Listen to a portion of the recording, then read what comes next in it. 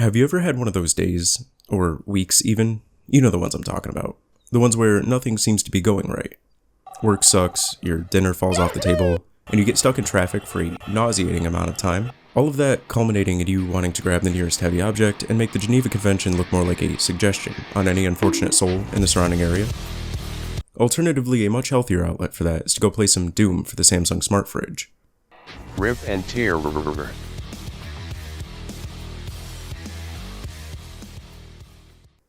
Also, heads up, this video contains pixelated violence, and spoilers for these games, so there's a content warning for you. Also, I started a Twitter, so if you want to follow me there, feel free. I'm gonna try and be more active.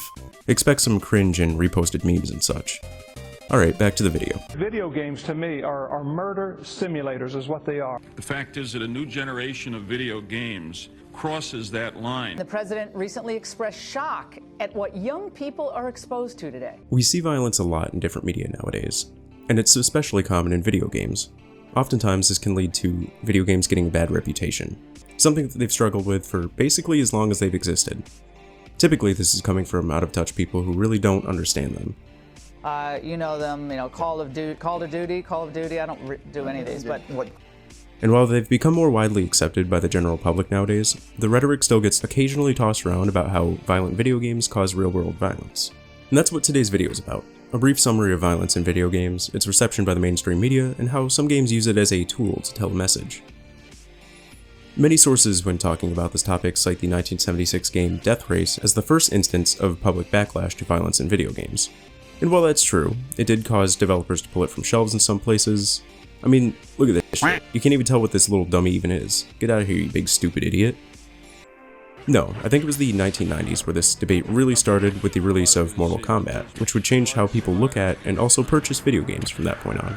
In October of '92, Midway released Mortal Kombat to compete with Capcom's Street Fighter. Many flocked to it due to its digitized graphics of real people and its use of over-the-top levels of gore and violence. This was groundbreaking stuff for the 90s, but looking at it in hindsight, it's silly.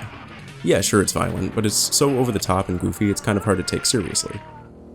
However, that's exactly what politicians did at the time, arguing that this kind of content is harmful to kids and prompting legislation that would create the Entertainment Software and Ratings Board, the rating system for video games that we in the good old US of A still use to this day. Credible rating system will help parents determine which games are appropriate for children of different ages, and that is exactly what our proposed legislation contemplates. Man, we've really come a long way technologically. Like, if you could go back in time and show these people a modern Mortal Kombat game, it would absolutely be an IRL fatality. Their whole head would just explode right there. But I digress. The same thing happened with Doom. People blamed that for certain acts of violence in the early 2000s. Rockstar had quite a few controversies around this time, mostly surrounding the Grand Theft Auto series, which has become one of the biggest gaming staples of the modern age. Funny how that works, right? As well as another title which arguably had an even more controversial reception. However, I want to cover that one in more detail soon. So this has been going on for a long time now, and even nowadays there's a whole list of games that are banned or censored in certain places, one of which is the infamous Postal 2. This game during its release, and even in retrospect sometimes, is hailed as one of the most violent and offensive games to ever come out. If you haven't heard of this one, you play as the titular Postal Dude, where you go through an average week completing mundane tasks that quickly spiral out of control in the most over-the-top and unpredictable way possible, ending with the apocalypse and subsequent nuclear bombing of the town of Paradise. Think of it like a Rube Goldberg machine powered by violence and offensive stereotypes. It's absolute insanity, but it's also very, very fun, and extremely self-aware. So as long as you don't take it very seriously, there's a lot of fun to be had. It's so over the top, in fact, that many consider it almost a satire of violent video games in general. One of the most interesting parts of this game is that, despite all of the chaos, you can actually complete most of the tasks in-game without actually killing anyone. With the exception of zombies and mad cow disease demons? Man, this game does fucking trip.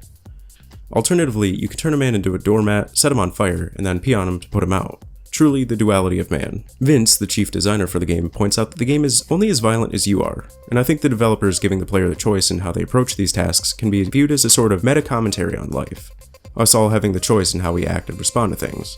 In an interview, Vince stated that their idea was to go out and make the most outrageous game they could, and something that they would like to play themselves, which is pretty based. Postal 2 ended up being banned in Australia, New Zealand, Germany, and censored in a handful of other places. And while it's not that deep of an experience, I think they made exactly the game that they set out to make. It's not for everyone, but if you're looking for dumb, over-the-top fun, I absolutely recommend it, and I don't think it can be argued that the over-the-top ultra-violence left quite the legacy on gaming as a whole. Another controversial bit of gaming history involves the Rockstar title that I mentioned earlier. You'd think after the success and controversies with the GTA series, they'd let the heat die down a bit. You know, lay low, not make anything that pushes the envelope too much.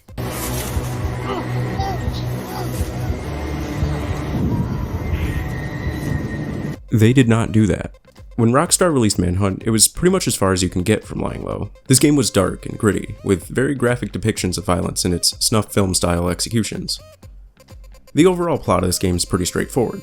You play as James Cash, a death row inmate who awakens after being sedated by a voice known as the Director, who promises James his freedom as long as he murders gang members on camera in very grisly ways. Predictably, you're eventually betrayed by the Director, as he kills your family and attempts to kill you. You escape with the help of a journalist, you learn the identity of the Director, you then help the journalist get enough evidence to convict him, and eventually the police arrive and prosecute the man. The plot is fine, but it's everything that surrounds the game that interests me. In a retrospective piece, a former Rockstar employee stated that the game almost caused a mutiny within the company, with many at the company not wanting anything to do with it, claiming that it made them feel icky. They stated it was all about the violence, and it was realistic violence for the time, and that there was no way to rationalize it. Many at the company felt as though they were crossing a line, and despite weathering controversy with the GTA series, this game felt different. There was a good interview with the Chicago Tribune, which I'll put a snippet of on screen. In short, it defends the use of extreme violence, citing that the use of it asks the player the question, is this really what you enjoy watching? And if it succeeds at retail, it says more about America's fascination with violence than any debate could. And I think that there's a lot that you can take from that statement. The game went on to sell fairly well, and even spawn a sequel. And nowadays it has a cult following like many other games people deem underrated. Personally, I find instances like this in gaming history to be really interesting, and due to its status and content, I don't think we'll ever see anything quite like it again. However, I think that there's a game that's a little more thought-provoking in terms of violent video games with the hit indie series Hotline Miami. These are some of my favorite games, and I could talk about them and the impact that they've had on gaming forever. They've been overanalyzed to hell and back, and there's countless deconstructive pieces on them, so I'm not going to go into too much detail here, because I do want to do a video specifically on them at some point. However, I think that they're absolutely worth touching on in this one, since the first has a really unique meta-commentary on video game violence, and the way the game portrays it's really cool. So the basic rundown of this one is you play as a mute lunatic dubbed Jacket because of his iconic, yes you guessed it, shoes. You get cryptic calls from people telling you to go do various tasks, such as fixing a power outage or babysitting some kids. In reality, you're being sent to kill members of the Russian mob, which you do, without question. However, not without introspection. In the beginning of the game, a man in a chicken mask asks you the now famous question that anyone who does a critical analysis of this game brings up. Do you like hurting other people? This is directed at Jacket and also at the player themselves, and its placement's no coincidence. It's put at the beginning of the game to basically ask the player if this neon-soaked hyperviolence is the kind of thing that they want to play, which if you have good taste, the answer is yes. Anyway, throughout your rampage, you'll probably notice that after completing the levels, the absolute banger of a soundtrack comes to a screeching halt, and is replaced by quiet ambience, and you have to backtrack through the carnage that you've soaked the halls with. This is the game rubbing your nose in it. It forces you to look at what you did in quiet contemplation. When the music stops and you stop racking up a score for killing these people in the most graphic way possible, this is what you're left with. It tries to make you feel bad about the atrocities you've committed. In one of the endings for the game, you confront a couple of NPCs that are modeled after the developers of the game, and you ask them what the point of it all was. They laugh at you, and in a statement seemingly directed at the player, they respond with, "There was no point, we did it for our own fun." But you certainly didn't stop to think about why you were doing it. You had fun killing all of those people. This is all expanded upon in the sequel, but like I said, these games are absolutely amazing and deserve their own video, so I'll leave it with this. Hotline Miami is a great meta-narrative on violence in video games, as well as just a great game in general, with a cultural legacy that influenced many games and other media that came after it. So after showing all these unspeakable acts that these games put you right in the driver's seat for, why on earth would people like these? As a culture, why do we seem so fascinated with violence in popular media? And could there be any truth to it causing people to be more violent? In short, no. Studies have been conducted, and there's no concrete link between playing video games and causing people to be more violent. Most people are not going to get rejected by the goth girl from Stardew Valley and then immediately go commit a felony. In fact, some studies have shown the opposite. Video games can be a good way to blow off some steam. There's just something cathartic about watching Doom Guy bonk his 400th grunt head in while BFG Division blares in the background.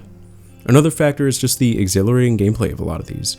The high adrenaline, moment-at-moment gameplay, amped up by the sheer power fantasy that a lot of these are, can be really alluring. Some of the top-selling games every year have some sort of violence in them, and are usually marketed as a selling point. It's kind of the same reason that hyper-violent movies sell so well. Things like John Wick, where the action and violence takes front stage, but they use it to tell the story of a man running from his violent past, only to have it catch up with him later. In fact, there's a shot from the newest entry that looks like it was ripped straight from a top-down arcade shooter. And while you can't always argue the complexities and nuance of uppercutting a dude in the balls so hard his eyes pop out of his skull, I definitely think you can argue that it can be a great tool in storytelling when used correctly. So regardless of the reason that you enjoy these types of games, I don't think you can overstate the impact that it's had on culture and the way we look at games in general. Hi there, thanks again for watching another one of my videos. What do you guys think of violence in video games? Is there too much? Was there a good example that I didn't mention? Feel free to let me know in the comments. If you enjoyed this video and you want to see more stuff like it, liking and subscribing helps immensely. If you don't, I will commit a violence. Don't forget to follow me on Twitter and check out my other stuff. Links will be in the description. You guys know the drill. And once again, thank you so much for watching, and as always, have a good one, and I'll see you next time.